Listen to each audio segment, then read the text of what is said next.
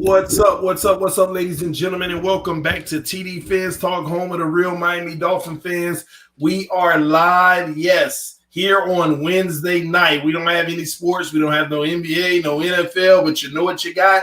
You got TD FinStalk, home of the real Miami Dolphin fans. And I am honored, man. I have our boy right here in the flesh. He's been so busy lately, but he is right here, Mr. Ballgame. What's up, man? What's good, baby? I'm great, man. How you been? Man, it's been hectic, bro. It's been hectic, man. Trying to pull it all together, man, and get my boys over here on this coach with me along with my beautiful wife, man, and make everything what it's supposed to be, man. It's finally coming together. Works good, man. I'm busier than I ever wanted to be, but I'm blessed. I'm blessed. I got my health. And, exactly. I'm here to that's talk. The most important thing, having your health, man. And I know that move has been a journey. I'm glad you're coming towards the end of it, man. Yeah, indeed. Y'all hit that like button if you're liking what you're seeing already. We got Mr. Ballgame on here tonight, guys. I know y'all excited about it. This is what y'all been wanting. Listen, I'm not even going to play around. I'm going to hop right into it, man. Today, Flores decides to clarify comments. We expected just some more run of the mill, but I mean, I'm just gonna keep it simple, and you walk me off the ledge, or you help me understand what's going on. Tua's just not ready to lead an NFL franchise right now, according to Brian Flores, and he's just not ready to be Miami Dolphins starting quarterback. What do you make of all of it? I think without a shadow, without TD, that Brian Flores is 100% correct. I think what he did was he didn't allow. He went with what was best for the organization, and they found a guy who's going to be our leader for the next decade and a half, 2 decades at quarterback. And that was a decision that had to be made. The rest of these decisions are being made by a man that's going to stand firm on his understanding what it's going to take to have this team ready to compete when it's time. Tua. Right now, at this point, I think probably, without 2020 has been weird, man. But to think that this kid is going to be able to go out and decipher every aspect of this offense that Shane Gailey has, right now at this point, I think it's unrealistic. I think because of the fact that they have a number in place in terms of how much stuff they want him to know for the mental aspects of the game. You know what I'm saying? Maybe he just hasn't reached that yet, but that's okay because what he ran in college compared to what's being asked of him now in the NFL, it's like night and day, bro. Now I get it. I hear it all the time, and I go back and forth with people about the fact that they're saying, "Well, Justin Herbert is doing." I said, "Listen, first off, Glenn has gone out on record and said that Tyrod Taylor is his quarterback. And whenever Tyrod is healthy enough to come back, Tyrod will be their starting quarterback. That's the deal there. What's happening what's happening for the Chargers is happening for the Chargers. I like the fact that our guys are sticking with their game plan, and they're sticking with the plan of letting this kid get the mental reps and understand this playbook before you stick him out there. Because Tua's a superior athlete. Let's be clear about that, right? He's an athlete. So the speed of the game for him, I don't think that'll be something that's necessarily going to take him a while to acclimate to. But knowing where everybody is going to be and figuring out all the other nuances of this offense is just something that, without a shadow of doubt, man, he just may not be ready for just yet, which is fine, though, because all we have is time. Well, right? Well, here's what I guess, I haven't heard it that way yet, and it makes all the sense in the world, right? Yeah. I think what a lot of us suffer from is pre-draft. Yeah. What was advertised to us about the pre-draft with Tua? NFL ready. That's an understatement, though, Ballgame. Yeah. That's an understatement of what was advertised to us. Hey, man, I always tell people, though, like, just because people say stuff don't necessarily make it true all the time. I think the kid, after I went back and I had to do my, I did my due diligence of watching his film and going back and studying him, man. I see why there was so much buzz around this kid, and I'm okay with it, right? Because the tape, to some, for the most part, suggested that if he had been healthy, he probably wouldn't even be our quarterback right now because we didn't have the number 1 pick. So Cincinnati probably would have taken him. For me, I also have friends and know people that have had to make this transition to the NFL and how difficult of a process that was. And I just think that through the injury and through this COVID process of not being able to get in for OTAs and them having the playbook, but doing Zoom meetings and things of that nature, if you don't have the opportunity to get the live reps in and all that stuff prior to coming into training camp, which we did not have, that takes away from all of where milestone-wise, on their list, I'm sure they had their own milestones of where they wanted him to hit in the wickets. It takes all that away from him, so he can't get full credit for things that you don't deduct them from him, but it pushes out his process into the regular season more. Now, I do feel, without a shadow of a doubt, that we will see him this season because we have to. But I think it'll be 100% when they feel he has enough command of understanding the nuances of this offense to be able to go out there and not allow his mental to slow him down. Then he can go out there and just play and just be Tua. You feel what I'm saying? And if you watch, because I tell people all the time, you can go watch Justin Herbert right now, and they ain't winning. They ain't winning them games. Now they was in a shootout with the Bucs, but you look at the route combinations that the receivers are out there running. It's bare bones as anything else. There's nothing complex going on around Justin Herbert, which to some degree may very well be the reason why they're still losing games and teams are still able to figure them out down the stretch. But the kid look good, though. The kid look good. But listen, you can already tell he's an NFL quarterback, though. Yeah. I mean, but I didn't listen. I wasn't against, or I wasn't on. I always had my own opinions about Herbert, right? I didn't think that Justin Herbert, the things that I saw about Justin Herbert, I had concerns about Lamar Jackson, and I'm still seeing the fact that Lamar Jackson can't throw the 20-yard. I mean, he can't throw the dig route, and he can't throw the out route. You know what I'm saying? Those are things that I identified a long time ago, and here he is now in year 3, and he still can't do it. But you can't deny the arm talent of Justin Herbert. You know what I mean? Yeah. Just like the same form of fashion, I said same way I said about Josh Allen.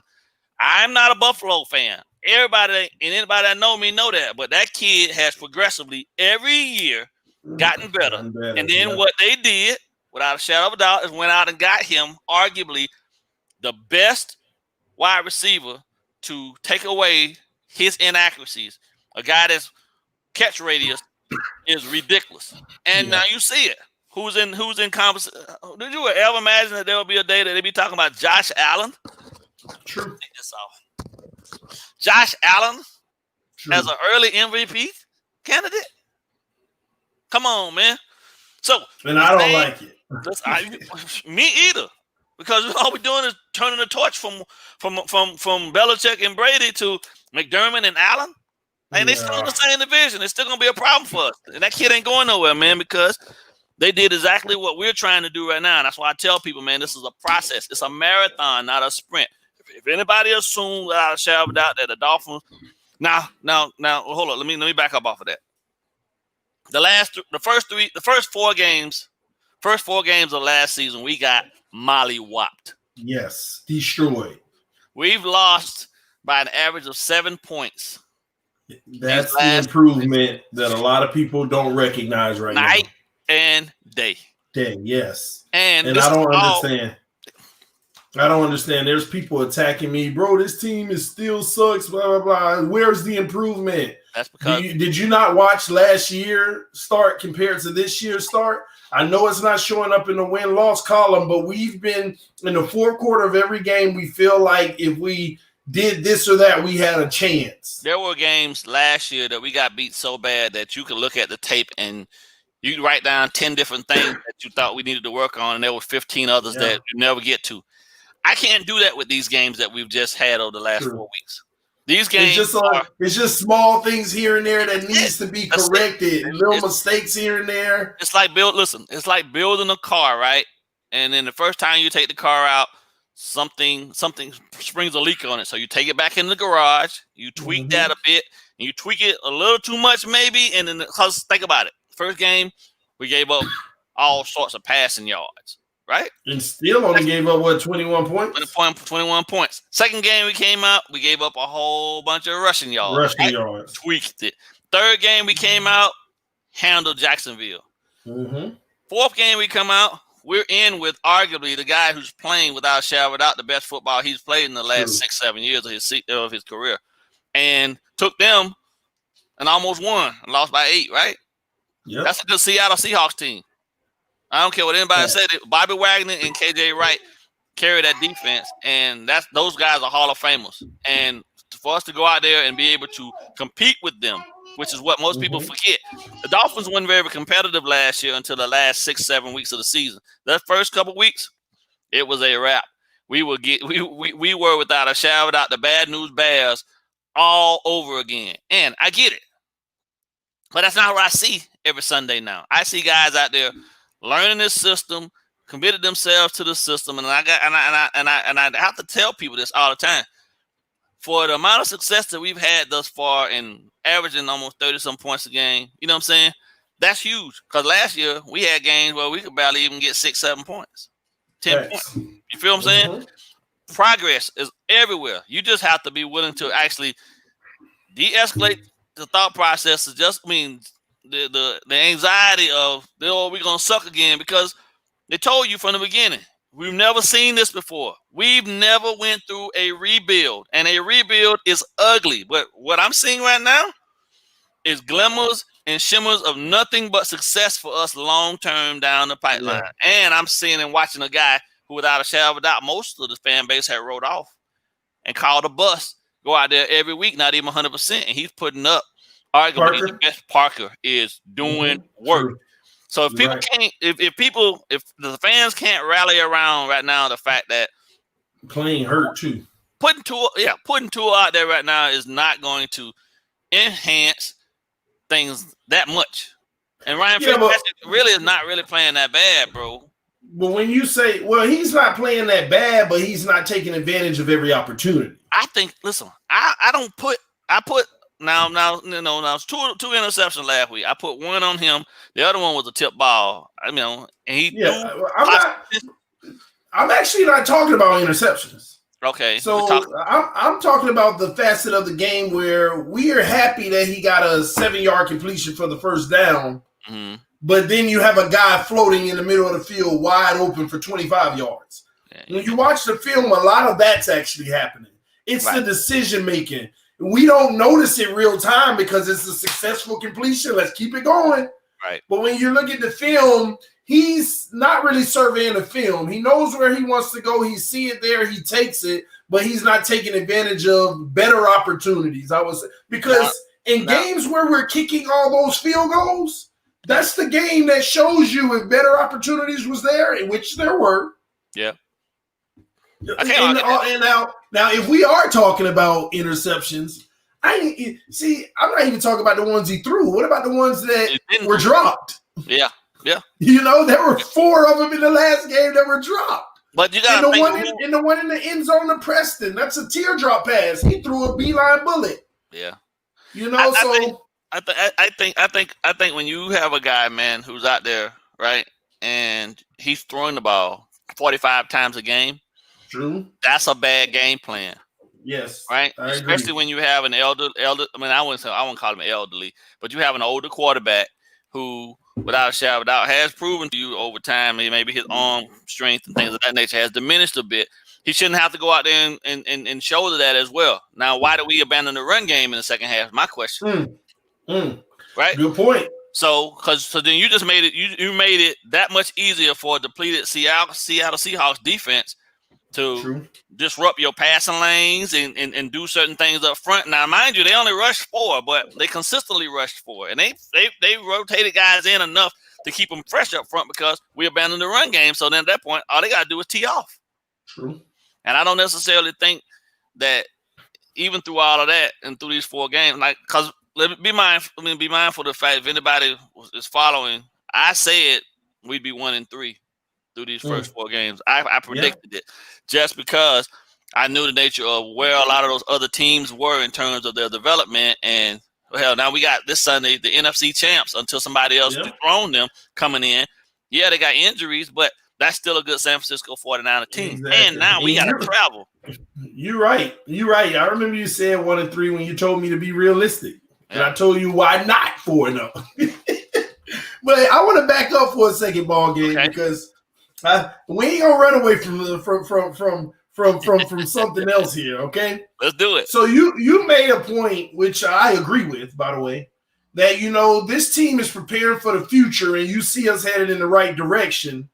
And we're building for that moment. Right. But we can't ignore the possibility, because I know you're not a definitive person yourself. You have your own opinion, what you believe, but you're also not a definitive person until you see things play out. Mm-hmm. Is there a possibility that Tua may not be the guy, though? No. Well, here's the thing. Here's the thing for me. Remember, I asked possibility. Yeah. That bounces around quite a bit in the back of my head as well. But I do, without a shadow of a doubt, believe that they have a plan in place and they have a certain number in their head in terms of games won and games lost. And if by week 8, going into week 9 type-ish, right before the bye weekend in week 11, if we haven't hit that number in terms of wins versus the losses, that's when we'll see the kid. But even by then, we will have had a great. And we will have a good sample size of looking at this offensive line protecting and having had them develop enough to be comfortable with putting him out there behind them. Even though at this point right now they play excellent up to this point, and he should, they protected Fitz, they should protect him too. But I think as a coach, I know for me, if it were me, I don't care what anybody's saying in the stand. I don't care what the fan base is calling for. I'm sticking with my game plan. I'm sticking with my wins and losses and my numbers. And if we hit those markers, then I'm going to push on with Fitz. And if we don't, I'm not referring to him playing, actually. You're talking about him just being a bust overall? No, I don't even want to use the word bust. People got carried away with that early on. I never said it myself. Just not what we thought he was? No, I mean, right now, that doesn't mean he won't turn out to be that guy. You know what I mean? Okay. My thing is, but what if they're not impressed and they're not happy with them? Is that a possibility? That's what I'm saying here. There's always a possibility of that, because your head coach is, without a shadow of a doubt, a defensive guy. No defensive head coach. No defensive guy that comes from being the defensive coordinator to being a head coach really care about a quarterback. They don't get excited about quarterbacks. I guess my question to you is and I'm just trying. I want you to walk down this road with me, because this is what I want to understand. I personally believe that at the end of the day, the kid's going to be all right down the line whenever they feel his best. Yep. At that moment, they're going to feel he's finally hit that point. He's going to win us a Super Bowl. Okay, I truly do believe that, whether people want to believe it or not. Right. But you know me, Ballgame. You know me. Okay. I'm not just going to play my side of the fence. That's what's up. I'm going to look at every possibility, so I'm not shocked if it turns out that way. You got to play devil's advocate. Exactly. So I'm not going to ignore the possibility that Flores is like, man, I ain't liking what I'm seeing from this kid in practice. And I'm saying that to ask you this. What if that continues and they don't even play him? What if it's a Rosen situation? Oh, I know it ain't popular, and it's like I don't think so. But at the same token, what if we never actually even see them because they feel that way? Yeah, that for me, bro, like real talk for me, that's just way too. That's they have to see it. Even if it's game sample size like Rosen. Even if it's the same sample size they gave Josh, they have to at least see it before they can make that determination. Otherwise, it pushes us without a shadow of a doubt so far back again that I don't know if we can recover, because then it puts us right back in a situation where we got to go out and move some capital around and get a guy next year. Well, here's my concern with it. If we had to see him at some point, right? Mm-hmm. Doesn't it have to be this year, though? Because if you wait till next year and you got Trevor sitting there and you could have gotten him, isn't that an issue? Don't it have to be this year? I don't listen. I'm gonna be 100%. I think it will be this year. I think the kid will play this year. I just think that it's 16 game season. It's gonna be 8 games played by Ryan Fitzpatrick before they make a determination in regards to whether they're going to give him the last 8 or the last, you know what I'm saying? Like, half the season will be Ryan Fitzpatrick, the other half on the back end, because those games on the back end, a vast majority of those outside of the Kansas City game, those are winnable games for us. So let me ask you this. You're in a room with Brian Flores right now. Yep. And he tells you, honestly, Ballgame, I'm not liking what I'm seeing from him. I know he'll be all right in the future. I think we can get him there, but I am not happy with what I see from him. They have to play him this year? Coach, I'm telling him. Would you put him out there knowing that he ain't that yet? Yeah. And what if he looks bad, though? Well, then, but then you deal with that. You deal with that because you have to deal with it, right? In a sense, where we are in this rebuild process, there's no, when we scrapped everything, started all the way over again. So in terms of where the quarterback is, yeah, you got Fitzpatrick, but that's not it for him. We had to go back to ground zero, and starting with this kid through his progression throughout the process has to happen, bro. So you kind of have to play him. So when are we going to see him? I think we'll see him after week 8. So week 9. Yeah, I think so. Or right before the Jets game. Yeah, the Jets game. And by the way, I actually agree. You know, you got to see him this year because I want to see him this year so we'll know how we'll attack the draft. Right. If we know that we can go ahead and finish this team off, or if we got to invest in another quarterback. And we all, as Dolphin fans, I'm sure, hope that we don't have to invest in another quarterback and we got our guy. Because wasting the number 5 pick is just, that's mind-blowing. Yeah. They're aware of that. See, the difference between our situation and Kansas City situation was the fact that Alex Smith actually was still there and still doing quite well, so they could afford to then at that point to sit Mahomes for another. We don't know. Ryan Fitzpatrick's wife may very well tell him, I'm sick of doing this whole thing with these kids by myself. You need to come on home. This is it. This has been a good ride. Let's go. And then we only got one quarterback on the roster with the exception of Ruddick. You know what I mean? So you got to see what you got in him, right? And I think without a shadow of a doubt that for them, it's more about if you get a couple more wins than we got last year, then that's definitely a positive. For me, that number is 7. Realistically, adding 2 games onto the 5 that we won, that's a positive. That's a positive season for us. You know what I mean? Because every year is supposed to be adding 2 onto it. So next year we'll be at 9 or 10, depending on how the coin flip goes and maybe a field goal here or there. So 10 wins gets us in the playoffs. So in essentially year 3, we're in the playoffs next year. With 10, 7 this year, 10 next year, we're in the playoffs. Man. And then you figure it out from there. But in reality, to where this kid is right now, man, it's like everything. Shane Gailey is going with comfortability at this point too. Like Ryan has a grasp of all of this stuff a lot better than Tua does, and I just don't see the point in putting him out there where he's mentally got to process through this stuff with these monsters coming at him. Let him get the mental game down. Right, and then we put him in the not so critical part of the season where we get to see exactly what he's got. Because at this point, anyway, if we win, let's say we beat San Francisco and we beat the Broncos, right? That puts us what, 3-3? Mm-hmm. And then who's after the Broncos game? I'll check for you. Give me a second. Yeah, give me those next 2 give me all the games before the Jets game. So realistically, before the Jets game, they decided to go ahead and say, well, Ryan, thank you for your service. We saw what we needed to see. We want to see what the kids got. Play them in the Jets game. Or you wait till after week 11 bye week and then you play them in week 12 at the Jets. You got Chargers, Herbert. Okay. And the Rams. Okay, so you got then the Cardinals. Yeah, see, and here's the thing too. That's a winnable game now at this point that I didn't see because they done caught up to Kyler Murray. Mm-hmm. Yeah, you know they done caught up to him too.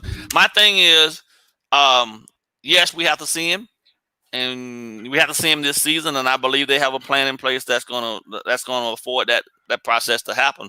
I just know without a shadow of a doubt that Flores ain't gonna be rushed into it.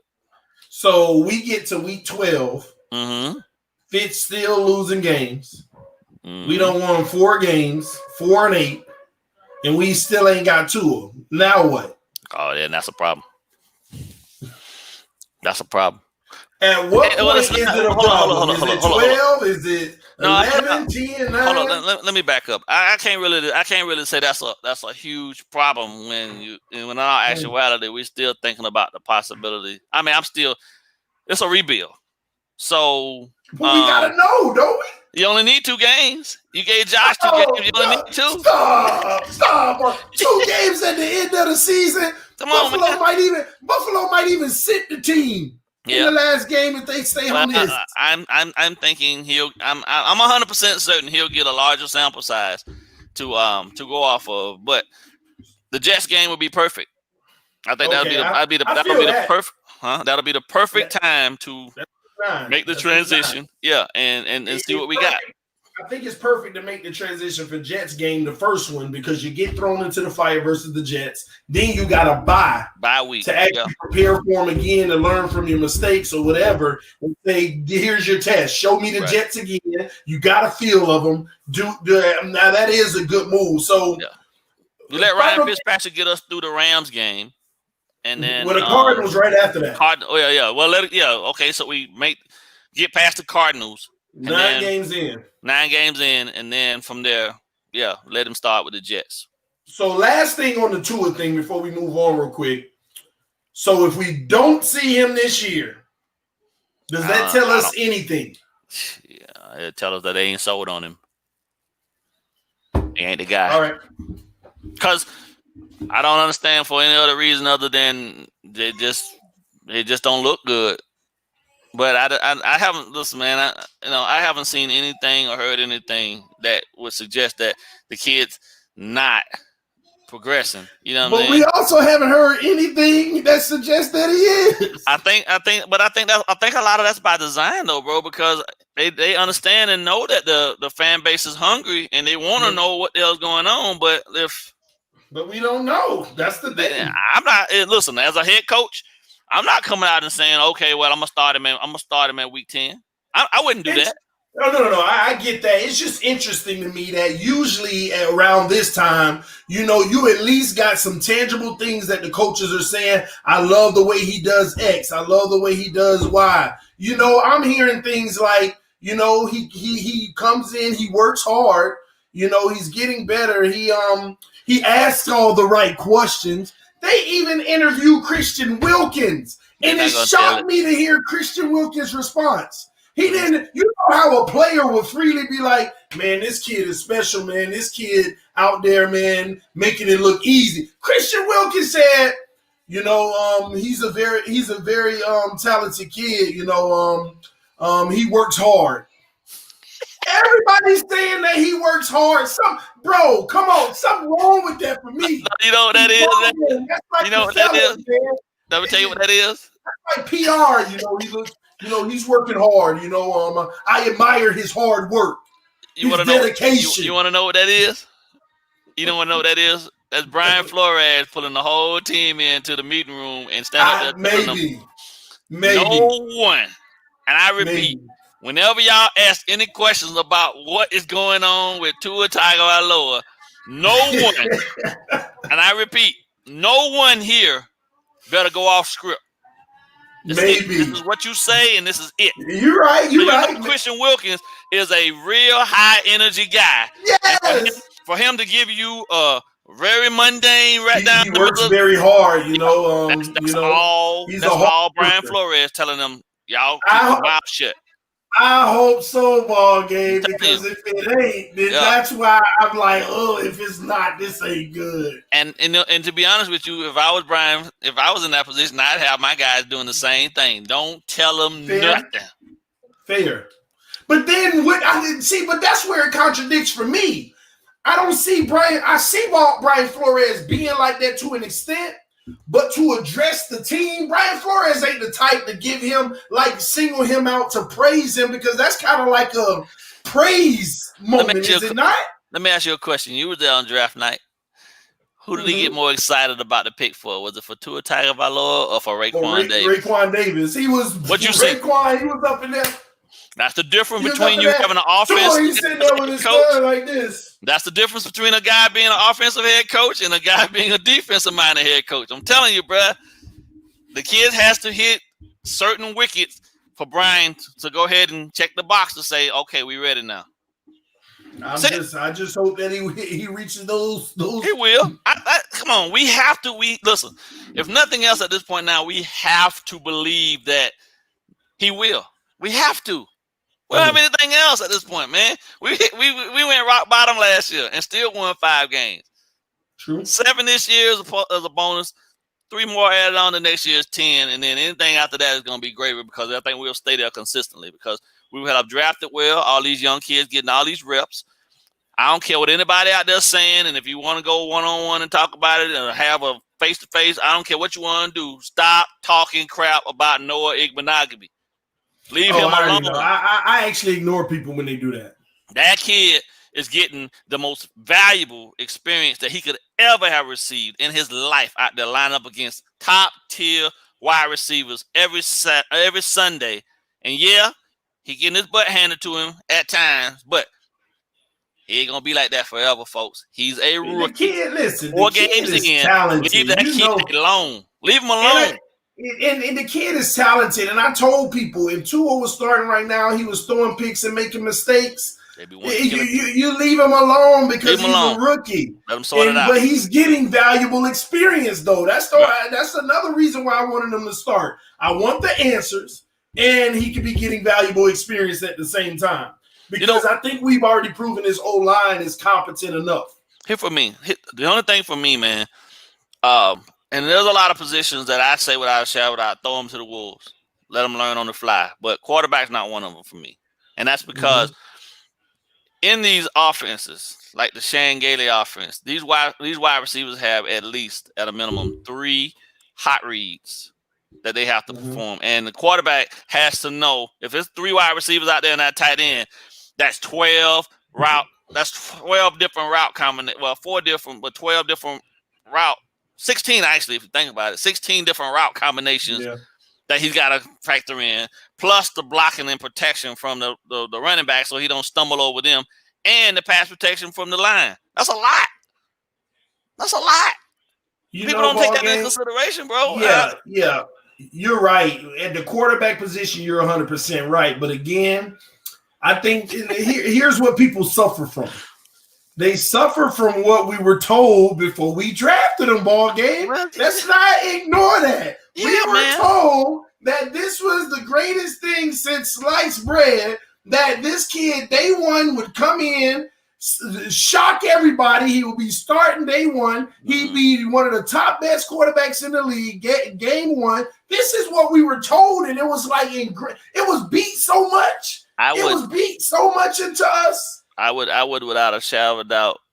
I mean, I stay firmly in my conviction that I'm not. I never felt that way because I know how difficult that transition is, and I know that without a shadow of a doubt, the NFL playbooks are monstrous. I know, but some people can learn it in one day. But hey, anywho, man, listen, ladies and gentlemen, Ballgame has spoken, and he makes some great points. We have to get out of our head and we got to let it go. We got to let go what was told to us pre-draft. We have to let all of that go, okay? We have to realize that almost every quarterback in this league may have some growing pains. They may not be A1 day one, but there will be A1 day 2 at some point, whatever that day is. We in for the long haul, man.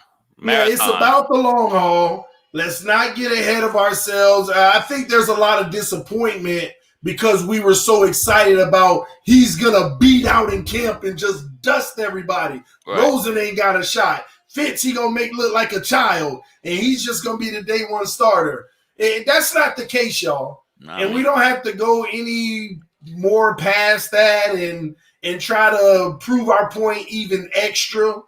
It's done already. That's not the case. But we got to root for this kid to come up out of wherever he is now and reach the next level. What's up? I just saw a comment. I want to address it. Joseph Bryan said, Noah get a pass and he getting bombed left and right, but Tua ain't played yet, and y'all ready to write him off. Oh, okay. Oh, I thought he was saying something different. Yeah, I'm with you on that. I'm not one of these people, man, that's gonna ever be willing to write somebody off just because we ain't even seen him. So in calling any of these rookies anything other than what they are, rookies, is wrong. Because it's for the record. I never called this man a bust. Nope, never heard you say it.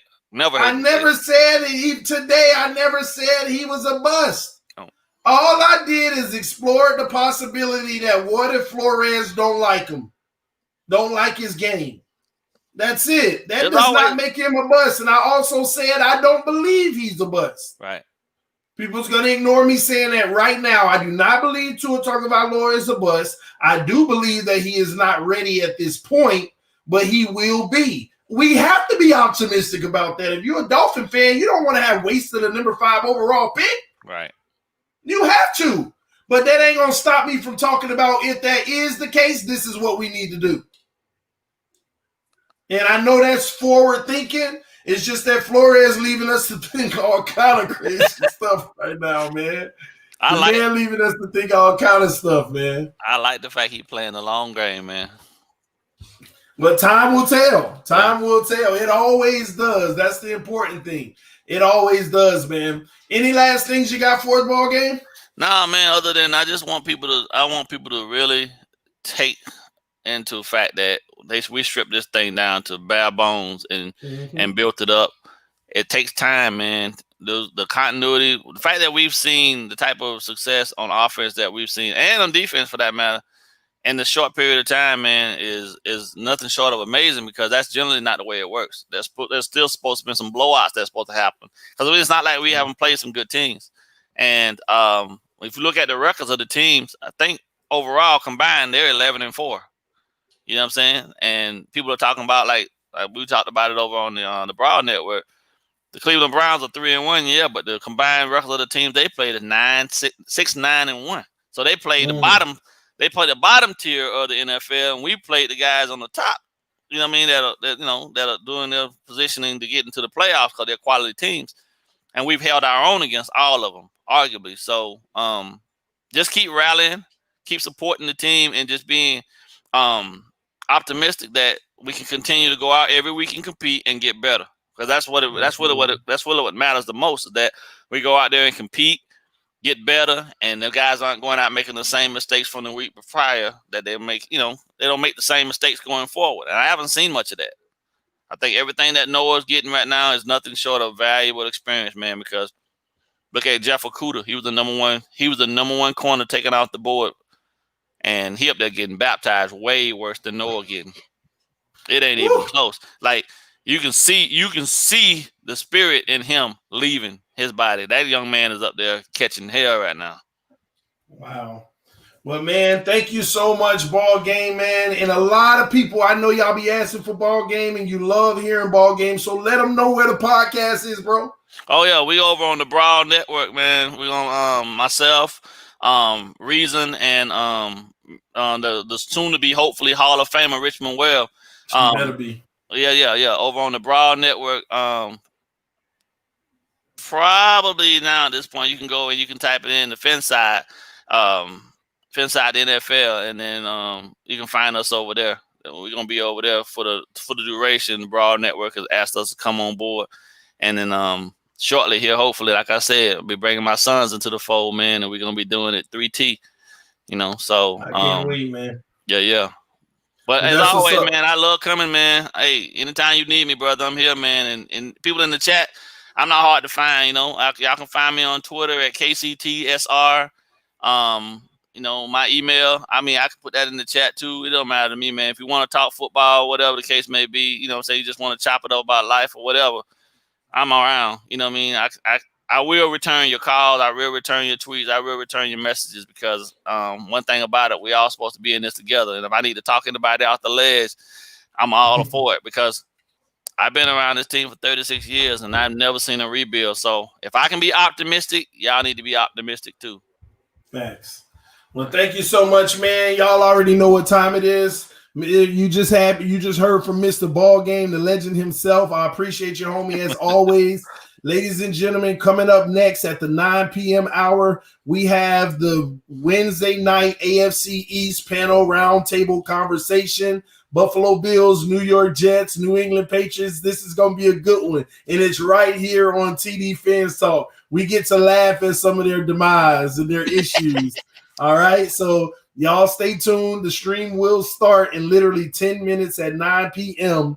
right here on TD Fans Talk, AFC East roundtable with those other, YouTubers that represent sorry teams. But anywho, love y'all. Appreciate y'all love and support, man. We will see y'all in a few. Peace. Love you, bro. Love you too, man. All right.